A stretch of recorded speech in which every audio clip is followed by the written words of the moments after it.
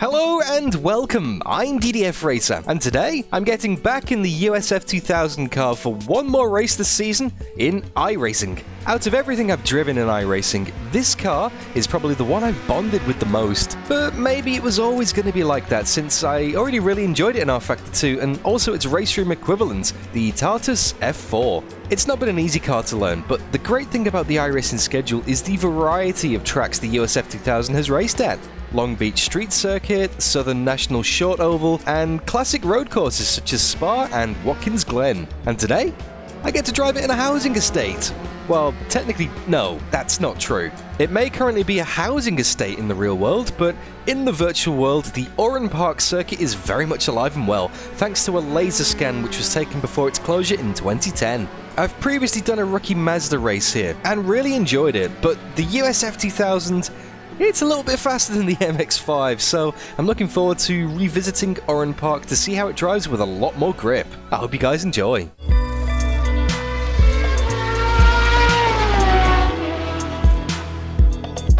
That's the end of the session, P3. Alright then, there we go guys. Position 3. Now we are car number 3 out of 10, so we qualified exactly what iRacing said we would, but there's a little bit more to the story than that. My best time was a 105.8. The two guys ahead of me were only in the 105.7, so if qualifying pace is anything to go by, it's pretty close today. Now I would just like to take this moment to apologise in advance for the kind of a blocked nose and the stuffed up voice that I've got at the moment. I pulled an all-nighter at the weekend to take part in the Bathurst 12 hours, and I still really haven't recovered yet, so if I cough and splutter and don't talk as much as usual, then apologies for that. Hopefully the racing will make up for it. So let's go and grid up. 15 minutes in the USF2000 at Oran Park. Follow car number 1. Rolling start as always in these USF2000s. We've got a Renault and a Ferrari up ahead of us. Go.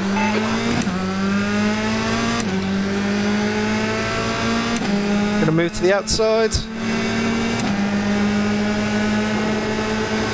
On your left, clear left. Left side. Hold your line. Hold your line. Give him plenty of room. On your left. Cold brakes. Still there. Still there. Clear to the left, left side. Still there. Far left, clear left. Oh, he got us. He got us. Good on you. I enjoyed that. Managed to survive. We're all running wide. The guy behind isn't though. I followed the guy heading too deep. The two leaders are pulling away. That wasn't meant to be part of the plan. We're close to the leaders today.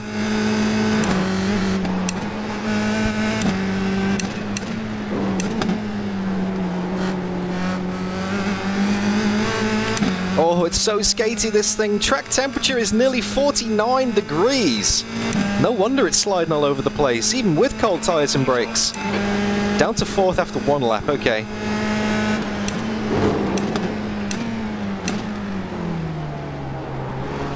Car right. Guy ahead's running deep. Hold your line. Clear right. Far left. Clear left. Crisscross. There we go. Let's pull away now. Let's get away from that battle. Woo!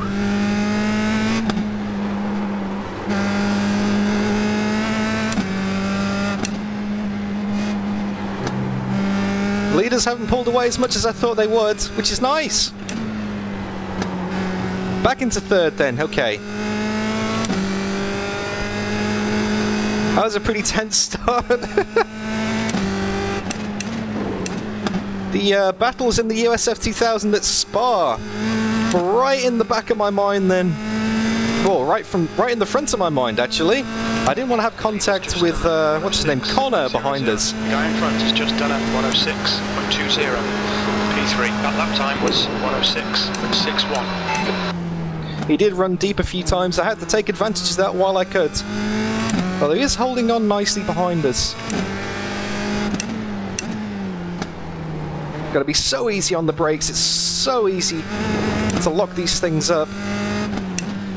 And when you lock these things up, you get a big plume of smoke and absolutely no front grip at all. It just doesn't recover for a corner, 2 corners maybe. So once you've locked up, you've already messed up basically. It's too late. So it might look like I'm being super gentle on the pedals right now. Behind is now 1.0 seconds. But that's just how you have to drive these things. They are super twitchy. Oh, so alive though. Real seat of the pants driving. Especially when the track temperature's literally on fire. The leader has just done a 105.84. The car in front has just posted a 105.74. Well, that was a 106.16. That's your fastest lap today. Nice and gentle. You can see the guy getting bigger in the mirrors in the braking zone, so if he gets close, he probably will send it. Although the 2 leaders are getting pretty close together as well. If they start to fight, they might bring themselves back towards me. Because I'm going to struggle just to get them on pure pace, I think. Qualifying was super tight.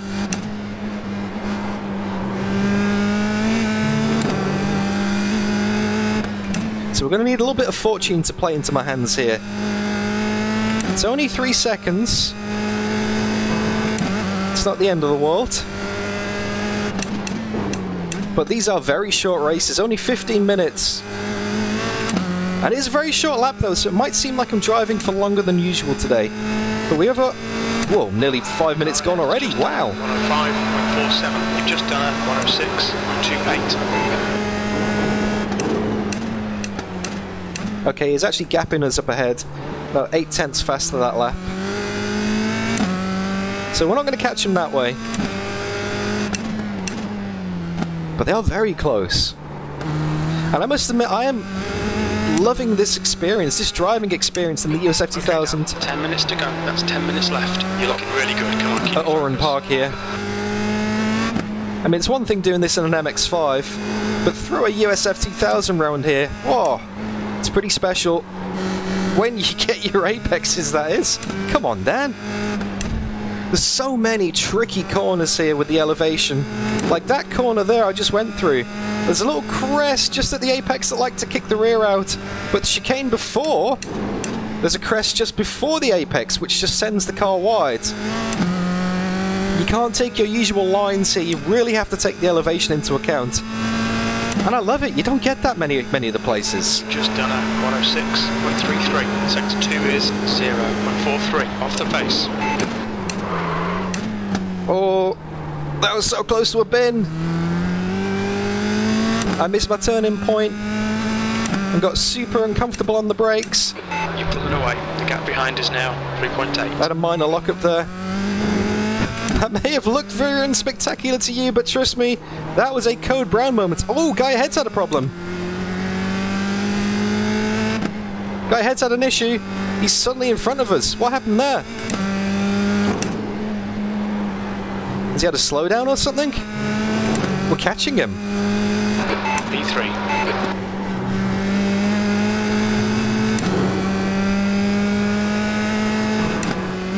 Now I know he's got the pace on me. Has he got damage? He's going very slow. We're in slipstream range. Battle for second position. Leader's gone now. I think he may have had a wobbly. Let's check the replay afterwards. 106.58. He's having another wobble there.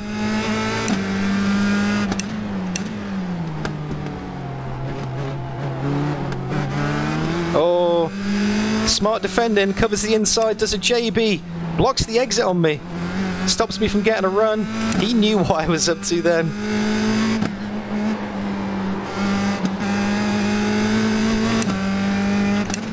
Maybe he's just overheated the tyres or something, but yeah, suddenly he's on our pace.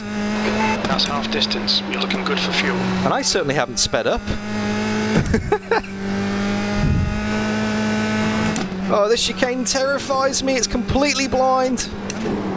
It's not too bad in the USF2000, in the MX-5. because there's a little bit more wiggle room, but in the USF2000 you have to get the line perfect, otherwise you crunch the curb on the inside or run wide into the gravel on the outside. Oh, I'm trying, Spotter. I'm trying to nail him. Your lap times are increasing. Come on, keep your focus. I want to get the power down so much sooner, but I can't. This car just doesn't let you. Nice and tight. Get the exit.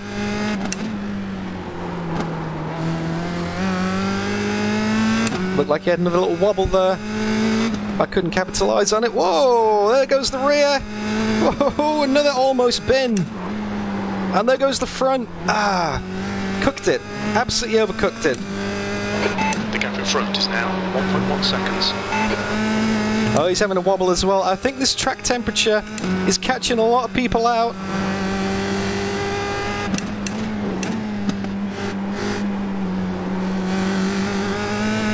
Okay, what have we got? 6 minutes. We're only 1.5 behind. We did have a very scruffy lap that time. We dropped him by about a second. That last lap was at 106.70. Sector 2 is 0.7 off the pace. If he has another mistake, though, it could be all ours. The leader's gone. Mr. Curran. Oh, there's a lockup. Let's get a tear off, get some line of sight on this guy. Oh, inside curbs. Yeah, the curbs here are deadly. This one on the outside right now, if you get that, it's almost like a gutter. If you run too wide there, it just pulls you to the left. And on the outside here as well, it's the same.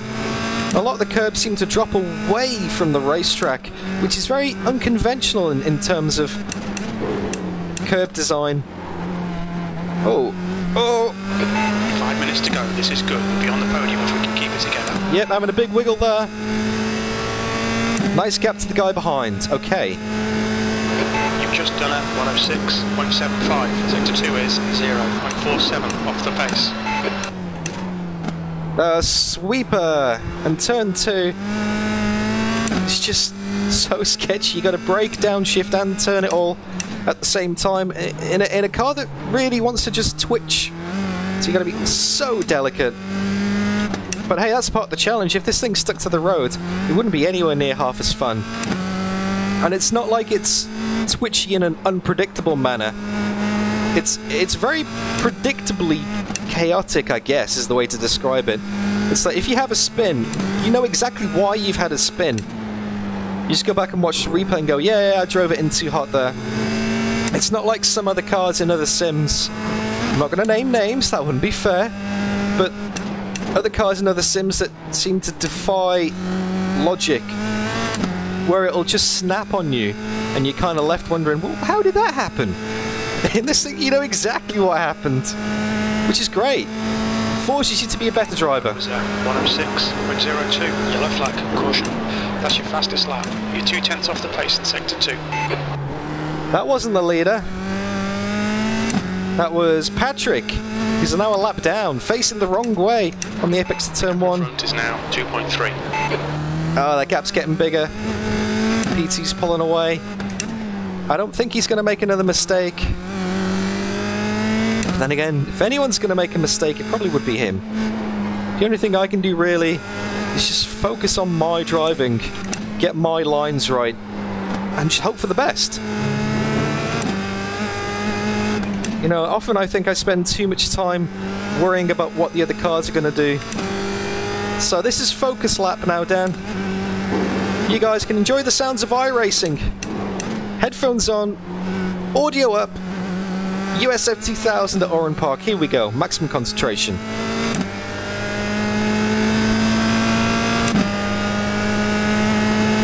That was a 106.58. Thank you.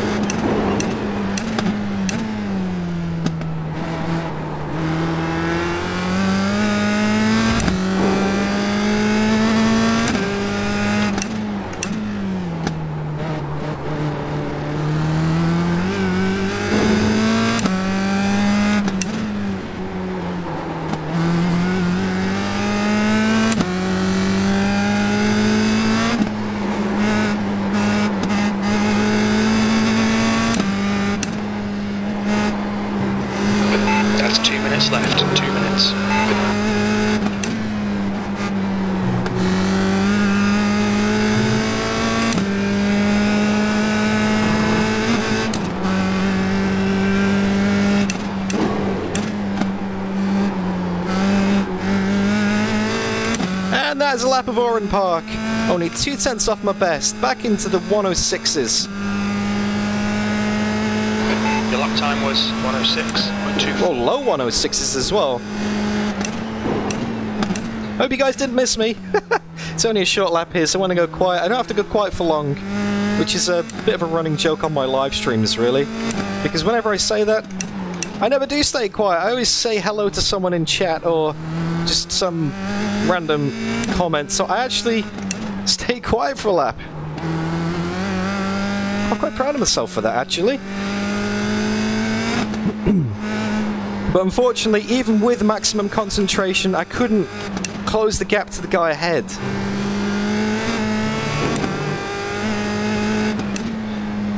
So, I think we just settle for the podium now.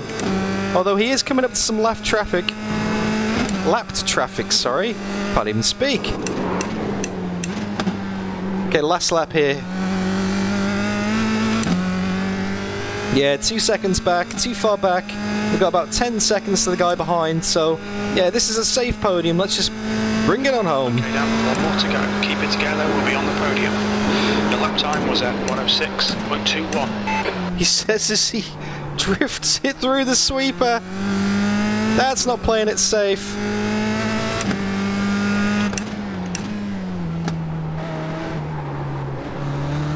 That lap traffic is getting pretty close to P2. I hope it doesn't interfere. Oh, we had a wiggle! Big wiggle! He'll have some heat in the tyres now. Ah, too far back. Unless he has another one. It's so easy to make multiple mistakes in these things because you overheat the tyres, lose speed, which makes it easier to overheat the tyres and wiggle again. Oh, we did get closer!